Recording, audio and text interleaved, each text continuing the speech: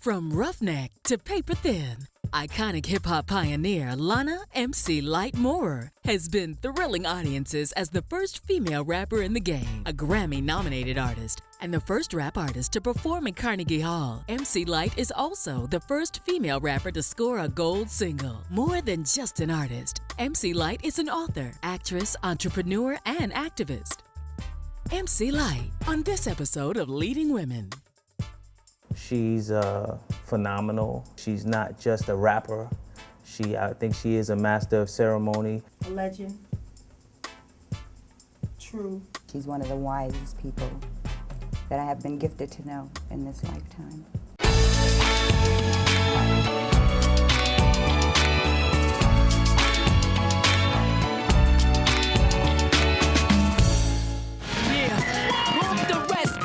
Nobody can test me. Rich like Nestle, thick like Wesley. Snipe out, I'm the type to be about crashing up in your joint and knocking the lights out.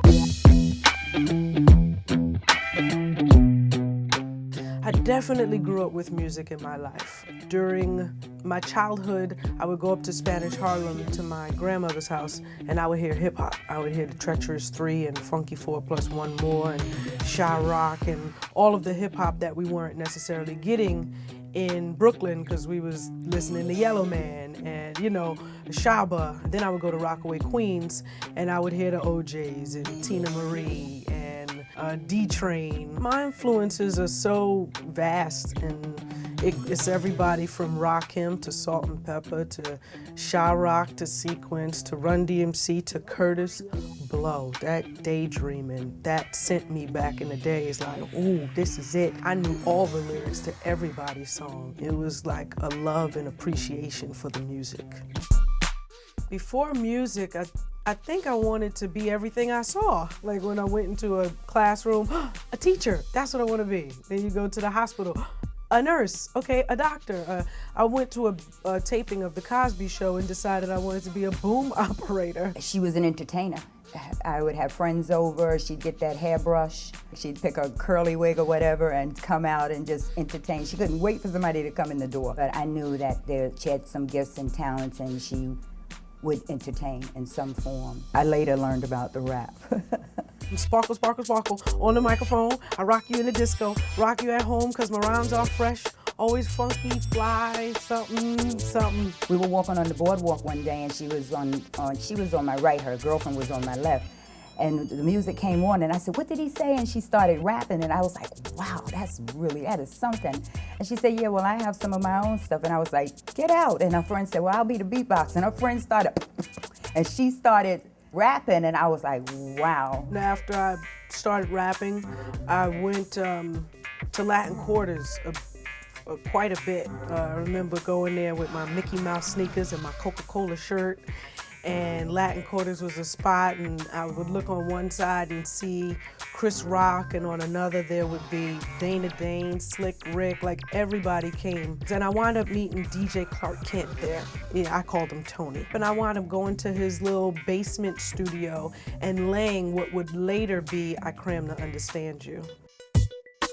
She started out very early, at 16 years old. I didn't want to be the one to hold her back from her dreams and, what doors were open for her. Say if I would have easily said no, would she be where she is now? When the first album came out, I did quite a few tours. My first major tour was in Denmark. It was always some huge tour going on throughout my career. In the beginning, when you want to make a record, that's all you really hope for, is I want to make this record. Okay, great, it's made. Ooh, okay, now I want to do a video. Okay, shoot the video. Wow, that's great. Okay, now I want the record to sell. Okay, so it's like you're never satiated because you want everything to be, if not as good, better than the last. I know that she has a goal to accomplish more in music and give back more. We're gonna have another record out, and I think that record will probably be the most important record of her career because of where she is right now. The album is Back to Lyte / Simply Hip Hop. Is this the boom bap? This is not an album for the club. This is not an album seeking top 40 radio. This is for the avid hip hop lover. It's my love to be heard. It's my love to satisfy the people when they say to me, Lyte, when you coming with something new, you know, we love what you did with that, but can you give us something? The last album we put out was in 03, 04, and it didn't have any major distribution. We ended up with Grammy nominations, BET Award nominations, sync placements in film and TV shows. I mean, it was an incredible thing that, again, Lyte just doesn't give up. She takes it and does the best with it.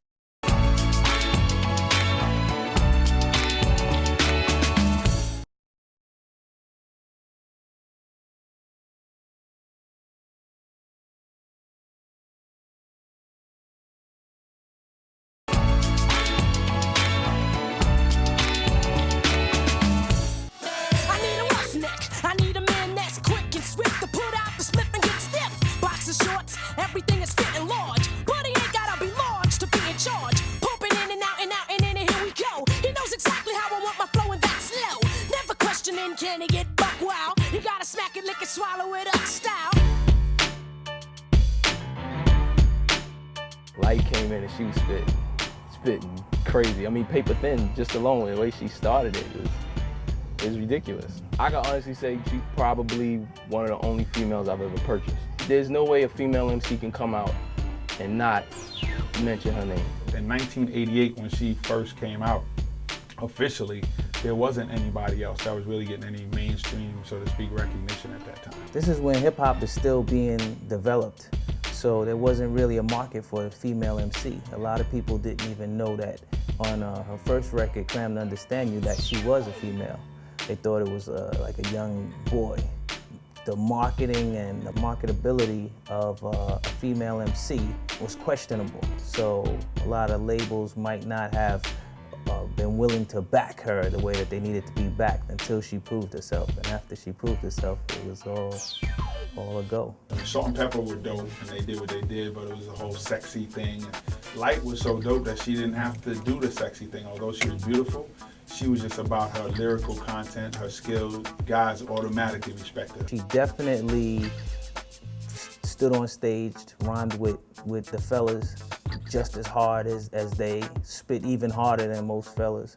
She was being perceived as a hip-hop artist and not a female hip-hop artist. A certified veteran in this hip-hop industry, having paved the way for not only many of the female MCs to come after her, but also some of the brothers. Y'all give it up for MC Lyte. I think big labels to me have always been a little shy of signing female rappers. I think Sylvia Rhone was the first to step out and actually have 3 at one time. It's been trying for the female MC on a major label front. We had to prove our femininity. We had to prove that we were both dope lyricists. And that's what I admire about Lyte as well, because I feel like she has done the same thing. She didn't let it hold her back. I mean, she's tried a lot of different things. She's been fearless in her journey. I wasn't thinking about the sexism or misogyny. I wasn't thinking about all of that. I was just being myself when it came to putting lyric to beat.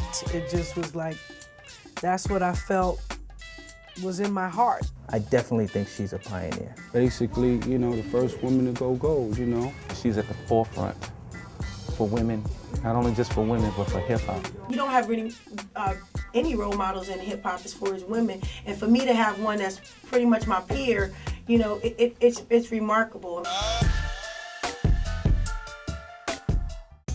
It was the most amazing thing when I laid her on the bed when they first brought her to me, and I took that blanket from around her and I looked at her, and she had this smile, like her lips were kind of spread across her face, and it was like, are you gonna accept me? My mom is the last woman standing, meaning all of her siblings are gone, but she's always been completely supportive of me. I remember wanting to go to Latin Quarters and I was in high school, and she was like, well, write me something that tells me why I need to let you go to a club at this hour. She was my only child, and you know, I didn't have a manual, so I did the best I could, and yes, I was a little strict. I did monitor a lot of things. I monitored the food on her plate. I would say, bring me the plate and let me see what's left on the plate. And one time she got a little slick and threw the food out the window, and she came to me with the plate and forgot the bone wasn't on the plate. So we went down there and brought the chicken back up and kind of rinsed it off, and she ate it. I don't think there's a whooping that I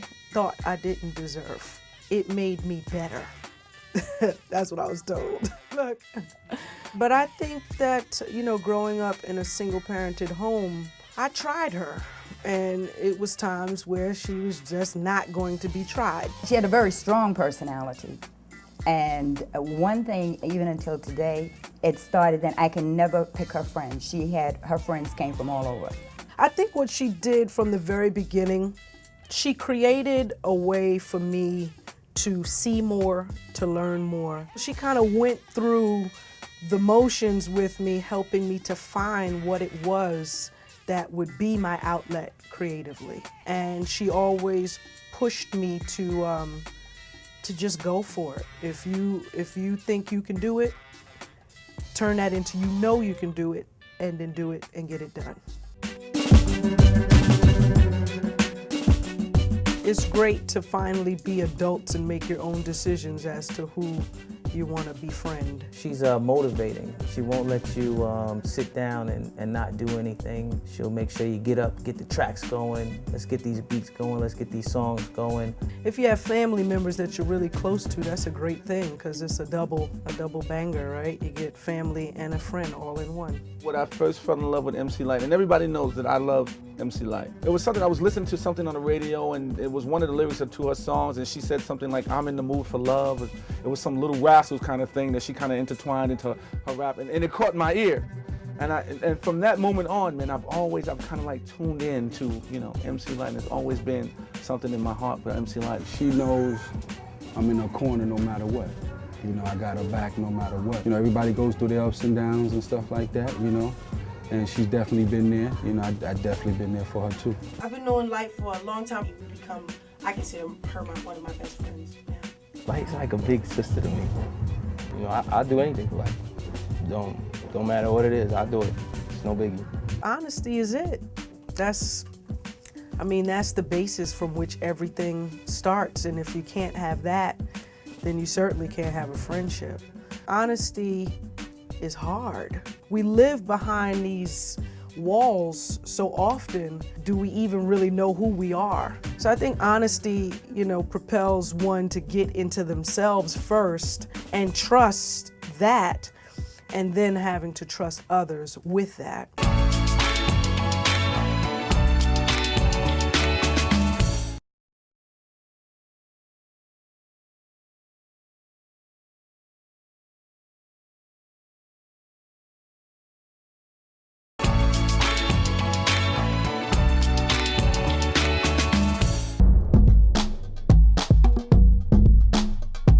Oh goodness, the film and TV. I've been able to do quite a bit of television, both on Yvette Lee Bowser shows, and one was For Your Love and the other was Half and Half. It was lucky for me that the creator and or director or whoever just knew who MC Lyte was and was like, okay, she can do the role, let's just get her in here. The movies, however, I did read for Fly By Night and Civil Brand and Players Ball, and they were all fun. They were all independent, so it made it a little looser. Voiceover work has really been extremely lucrative for me. I've worked with Coke, I've worked with Pepsi, AT&T, I've done Nike, Star Trek, I've done the VH1 Hip Hop Honors announcing. Right now, my voiceover resume is probably longer than anything else that I've ever done. She's an author and a publisher. She self-published her first book called Just My Take. That's the words of inspiration for today's youth. Her words, her actual poems and thoughts that she put down for several years. It started off as just a gift that somebody gave to me, and it sat for I don't know how long, and it had the words create on it. It was a purple book. And one day I just picked it up. I'm gonna write in this book consecutively for however long I can do it. Every morning I'll get up and put something in it. And one of my friends happened to be going through regular books on a bookshelf, and it was up there. And she opened it up and she was like, wow, this is great stuff. And it wasn't a long process at all. The reception has been awesome because I'm thinking that I'm just doing it for the younger generation who aren't hearing these words in hip hop songs. But then it turns out that the parents are like, oh my goodness, I love this piece right here. So I think it's affected quite a few people I didn't anticipate it getting to.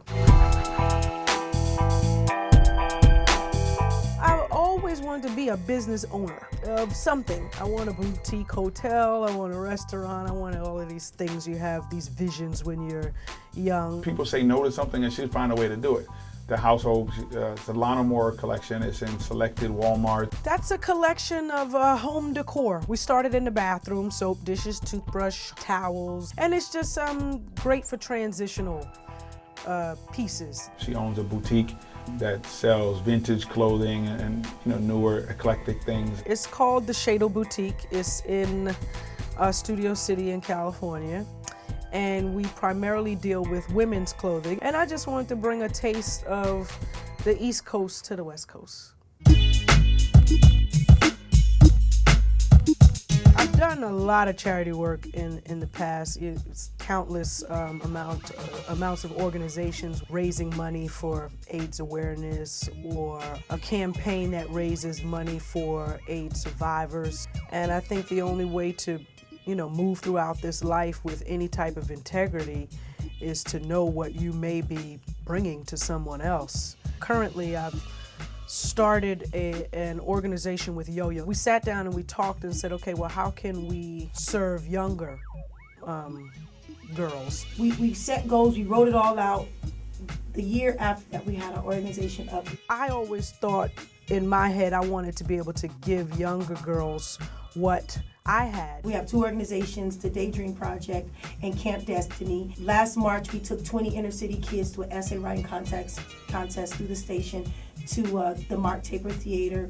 Then this summer, we had a group of girls attend the UPAC organization, and we sent them off to camp. I felt like I wanted to be able to give that in the same capacity to a new generation of young girls. It's no way that you can make it and not want others to make it. I don't know, it's just her heart.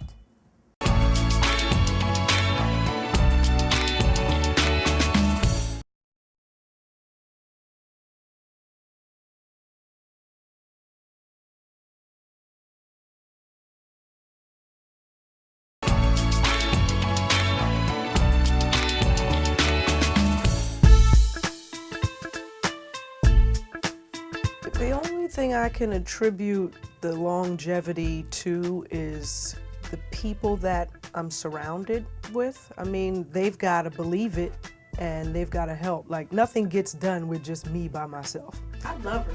I'm so proud of her, and the person she is, I'm just watching everything blossom. This is a woman who paved the way for all of us, and she's still doing it. She's still connecting and bridging women together. She's timeless in what she does. It's effortless to work with her because she's such a consummate professional. Like, she's very dedicated and she does what she does and she enjoys it. So I'm a fan to even watch her to this day. She's not stopping, at just one particular area. She's just trying to take us as far as she can go. 10 years from now, I think people will probably be saying that, what a wonderful woman. Hopefully she'll have everything that she has worked out, all of her plans in place, and she can just continue not only being a legend, but opening the doors for other women. To have a fan come to me and say, you helped me through my college days, girl, whatever it is, that I helped in some sort of way get them through, or whether I provided, some type of laughter, whatever it was, I am happy to have been able to touch that amount of people. Her image, her lyrics, the way that she rhymes, her flows. I think she will be remembered as a hardcore MC that eventually had an opportunity to show how intelligent she was and how well-spoken she was. My hope for her is that she experienced the fullness of her journey in happiness, with peace, and with plenty of joy. So always I love to look out in the crowd and I see generations of folks. Where's the 60s? Where's the 60s? They up in the spot. I'm gonna take it back even further. 50s. I believe you do unto others as you would want done unto yourself. And I believe that if you work hard enough, you will be rewarded. But I think especially for those who are talented, make sure you pay attention in that craft that you have, because I think it would be an injustice to yourself to just let that go. Come on now, no way.